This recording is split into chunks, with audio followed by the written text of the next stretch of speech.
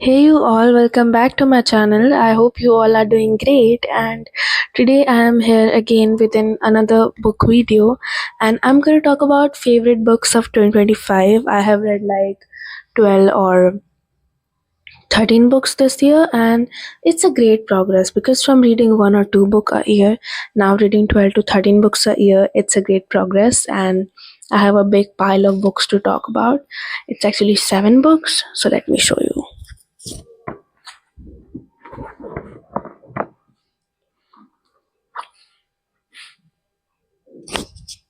These are the book these are the books that I want to talk about, and I'm really excited for these all. And let's start favorite books of 2025. I would really recommend you to go and get some beverage for yourself because today I'm in a chatty mood and I'm gonna talk. So I would recommend you to go get yourself some coffee, green tea, water, or according to the weather, I would really like to recommend you to go and get some chai for yourself because it's winter. Chai is great. So let's start with fictions first. I think fictions are great to talk about.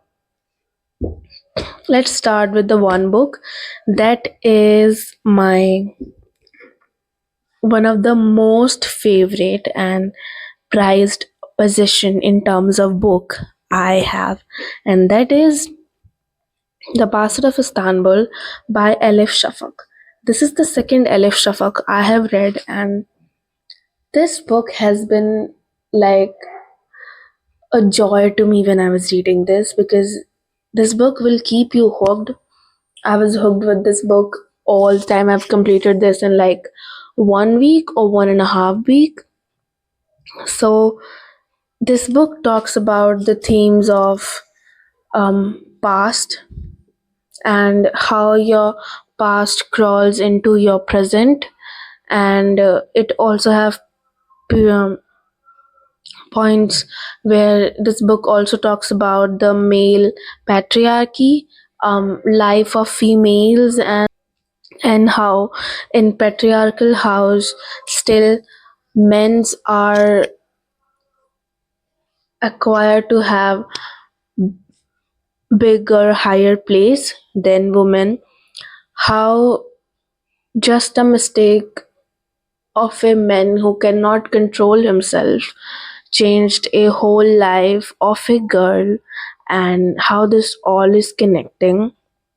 And it's like a history literary fiction because it is coming from the history. It is coming from the time when there was a problem going on between Turkish and Armenian people. It was almost like a not a war but a kind of massacre going on in Turkish and Armenian people. This book is coming from that period, then it's talk about past what happens, present what is happening, and it has an angle of religiousness also at some points, and evilness, and it has so many themes going on. It will keep you hooked. There's a whole family drama going on, and how everyone is connected to each other even though they don't know. And this book has been really special because this was my first time reading something going on with this much themes, a family drama, and where there are layers after layers in story. I love this book. I love this book. It's kind of that, and it has so many good things, but I don't want to tell you, otherwise it will end up spoiling this whole book and story. I want you to enjoy this while reading. So this is The Bastard of Istanbul, and but I want to tell you something, and that is this book has rules. This book has rules of Istanbulite women and prudence rule and the rules of petite ma. Like there are some, those kind of rules your um old older one have kind of made for themselves at their time, like you should not go out at this time and you should not do this thing at this way. There are rules in this book, and I love my most favorite like chapter is almost the first chapter, because the way it starts, it it just feels like that you are getting into something great. And I love Elif Shafak's writing because the way she has described every small thing, even when it's raining, how it's raining, even when someone is calling a seller on the road, how they are calling, how the feel of being in Istanbul, like you will just feel that you are in Istanbul when you will read this. So this book is great, The Bastard of Istanbul. I would really recommend you if you are someone who loves drama, if you are someone who into history fictions, you will love this book, and you want to read something where there is a lot is happening and there is a layer after layer, and you have to keep going from one layer after one layer to fully understand the story, something that will keep you hooked until the end pages. Then this book is the one, The Bastard of Istanbul by Elif Shafak. This is the prized possession I have. And yeah, now let's talk about the book that is not my fully favorite, and not something that I can say that this is not my favorite. This is like in the middle line. This is lying in the middle line between favorite and not favorite. And this is The American Roommate Experiment by Elena Armas. I picked up this book thinking that it's by Ali Hazelwood, because when I was purchasing this, there was so much rush. I ended up just seeing the page and reading the name, and I just ended up getting this. Now, I am not a fan of romance.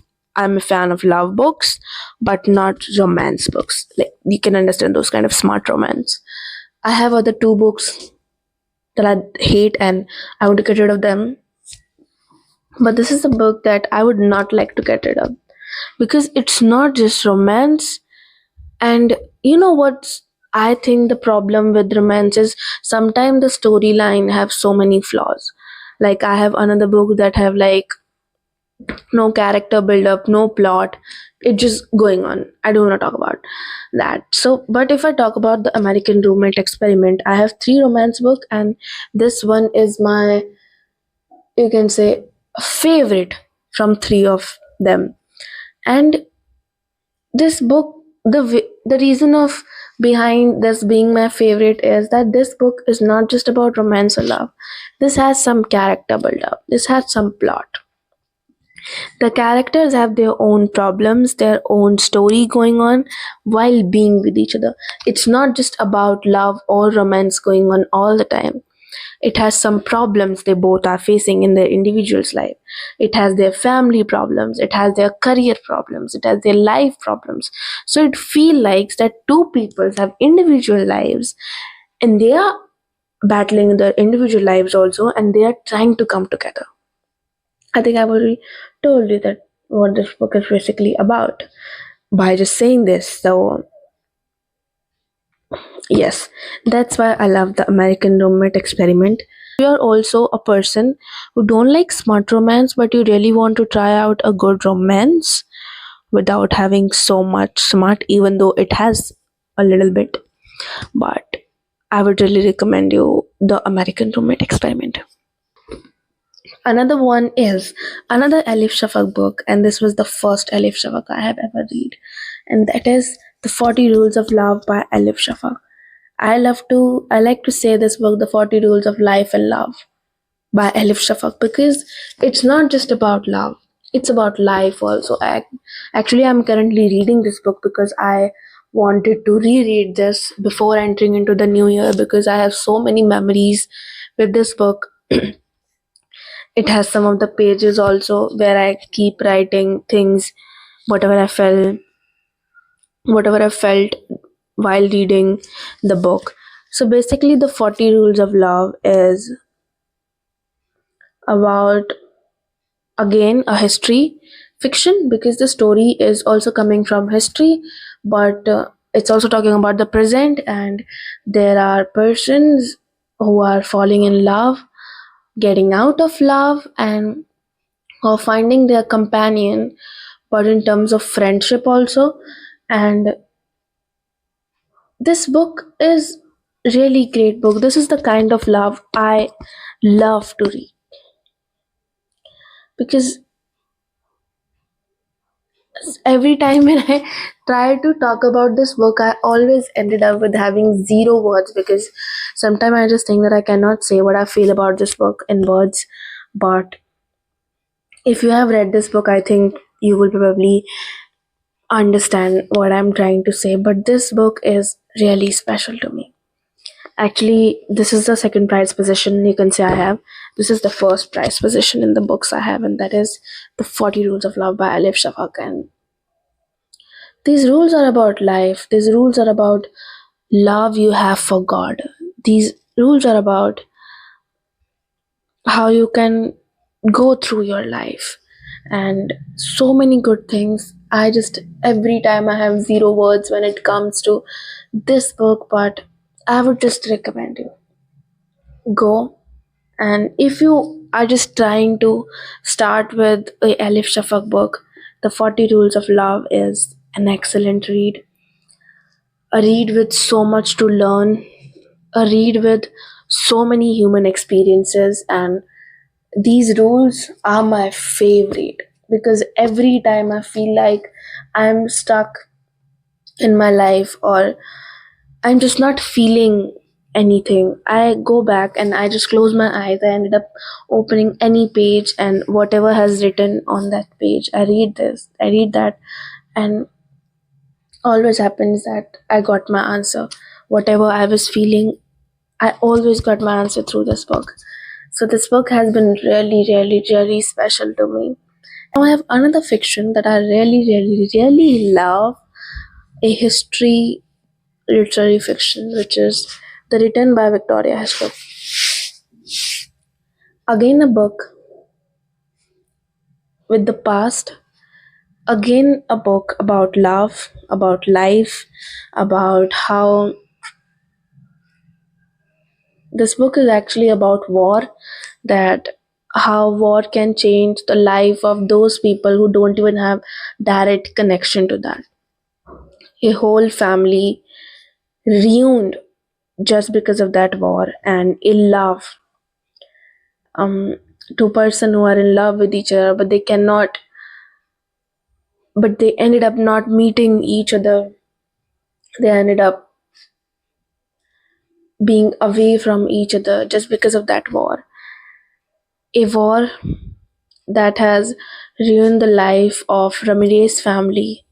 Then there is a present coming that has direct connection to the past, but they don't know. So there is like a lot in this book. It's again like the Bastard of Istanbul, but not exactly like Bastard of Istanbul, because Bastard of Istanbul has like so much small scope of love. That's basically family drama. This is love. It's very underrated. I have never seen anyone talking about this book. I got this book accidentally for just 50 rupees, and it's 400 pages, but once you read it, your 400 pages and all the time you have given to this book, that will be worth it. That's how much I love this book. I got a piece I have written for the written by Victoria Hislop. Let me read it. This story is about life, love, and war. That how present and past is always connected. It's a story of a family, Ramirez family, a family destroyed in war, a war that never solved anything. All that do is to give people the wounds for their whole life. A family broken in pieces, a mother seeing all of her children's death, weight of their dead bodies, the tears that has stopped falling. A girl who has lost everything, family, brother, the person she loves, and her nation. The man who spent her life waiting and just being there for the girl. A war that never solved anything, but all that did is ruining the lives. It's not a story of a single family, it's for all. And I even cannot say how much I love this book. So, if I have to talk about the prized possession books of this year, it's going to these three books. All of them are accidentally purchased rather than this. I intentionally purchased this, but these three books are my most favorites of this year. Now, fictions are done. I have three non fictions that I want to talk about. So let's start with the two I have by Austin Kleon. One is Still Like an Artist. It's a gem for every artist, a artist who is just starting out in the art field, or they are trying to sell their art, or they are trying to create a art. This book will really help you, really help you. It talks about every small thing that an artist go through, from juggling your passions, from making art, from understanding art, from living a life like an artist. So it will really help you. If you're an artist, you should read this. This really helped me when I was in my peak burnout time. So you can clearly say how much effective this book is. And it has so many great mantras that you will get help from as an artist. So this is a secret I would like to tell you, that go and read this book. Another one by Austin Kleon is Show Your Work by Austin Kleon. This is for all the artists who are fed up by being a content creator, because in nowadays you have to sell your art by being a content creator. This book will help you because it's not there to sympathize you, it's just there to teach you that how you should use your social media, or the social medias we have in the current time, to show your work. And it has some great advice also, from being away from social media excessively and screen also. And this book will really help you if you are an artist with content create with being a content creator. This book will really help you. This is a very small things for these two books, because I think that's all I can say for them. And if I try to tell them more, I will end up ruining the things the books have, like chapters name and all. So I would really recommend you to go and read this book and find out by yourself. The Psychology of Money by Morgan Housel.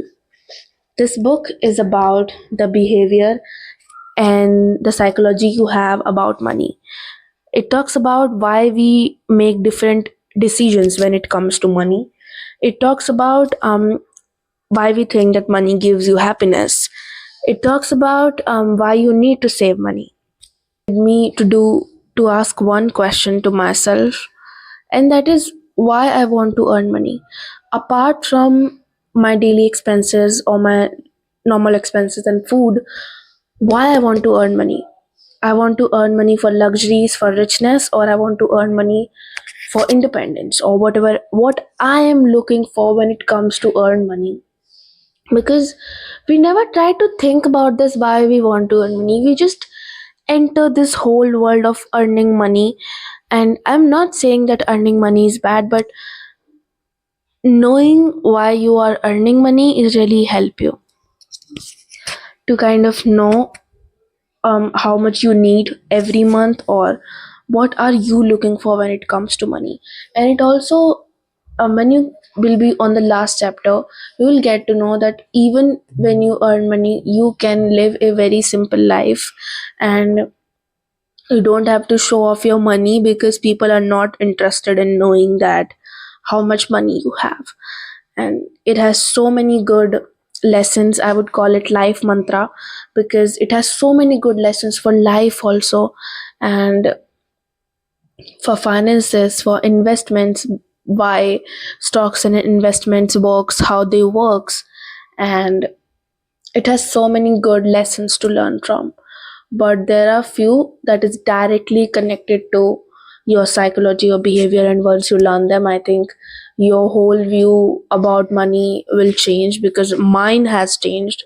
So this book will really help you. The Psychology of Money by Morgan Housel. I would really recommend you if you're someone who's just getting into their first job, or who have some misconceptions about money, like money gives you happiness, or you have to show off your money, or you have to spend your money in luxuries. I think you need to read this book by Morgan Housel, and that is The Psychology of Money. So, these are all the seven books I want to talk about, and these all are my favorites from 2025, from fictions to non fictions. And 2025 has been a great year in terms of reading, and I still have so many books, like not like so many, but I still have quite a good non fictions in my TBR that I want to complete before purchasing new ones. So, and now I am just looking forward to 2026 reading progress, and in 2026 I am planning to read not more books but diverse books. I want to read diverse books. I also want to try Hindi literature, because obviously it's my mother tongue and I want to um, know what's happening in Hindi literature and kind of books I can read from there. I also want to get into classics, and I also want to get some of the short books, and I'm really excited. Let's see how 2026 will go in terms of reading, and these are mine favorites from 2025, from whatever I have read. And you can tell me in the comments what are your favorite books from 2025 you have read, or um which book you would like to try in 2026 from my favorites. And I think we will meet in another book video very soon, but in 2026. And that's all for this video. Go enjoy your Christmas and New Year, and I'll meet you in my next one very soon.